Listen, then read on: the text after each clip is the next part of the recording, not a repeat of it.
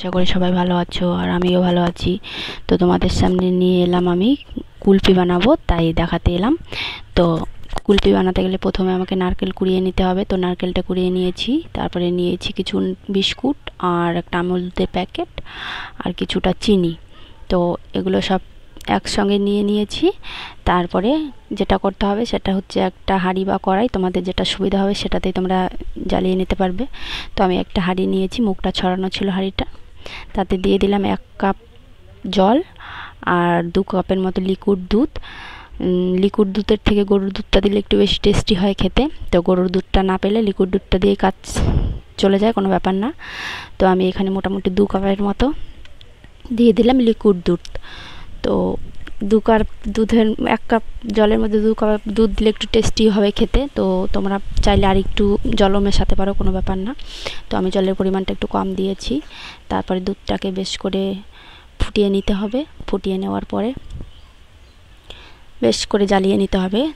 তারপরে এটার মধ্যে অ্যাড করে দিতে হবে সেই আগে থাকতে কোরানো নারকেলগুলো একটু আগে দিতে হবে, কারণ সেদ্ধ হতে হবে নারকেলটাকে। নারকেলটা একটু কোড়াটা বেশি বড় বড় হয়ে গেছে, এটা আর একটু ছোট করে কোড়াতে হতো। তো আমি পারিনি, আমি বড় করে কুড়িয়েছি।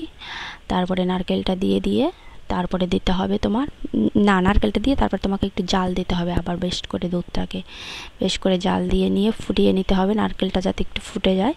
তারপরে দিয়ে দিলাম তোমার চিনিটা দেওয়ার পরে বিস্কুটটা দিয়ে দেবো। তো আমার একটু ভুল হয়েছে, আগে চিনিটা নয় আগে বিস্কুটটা দিতে হতো আর বিস্কুটটাকে ভেঙে নিতে হতো। তো আমি বিস্কুটটা ভেঙে নিইনি, যেহেতু ফার্স্ট টাইম বানাচ্ছি তো বুঝতে পারিনি।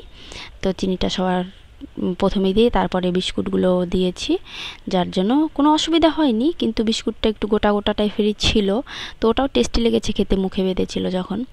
তারপরে এটাকে একটু ভালো করে নেড়ে চেড়ে নিতে হবে, বিস্কুটগুলোকে একটু ভেঙে নিতে হবে।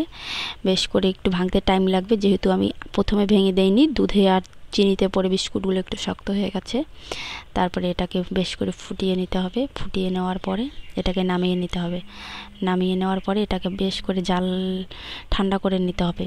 ঠান্ডা করে নেওয়ার পরে একে একে আমি কুলফি বানানোর সাজগুলো পাইনি, আমি অনেক খুঁজেছিলাম, তো অনলাইনে অর্ডার করেছি, দোকানে ওগুলো পাওয়া যায় না।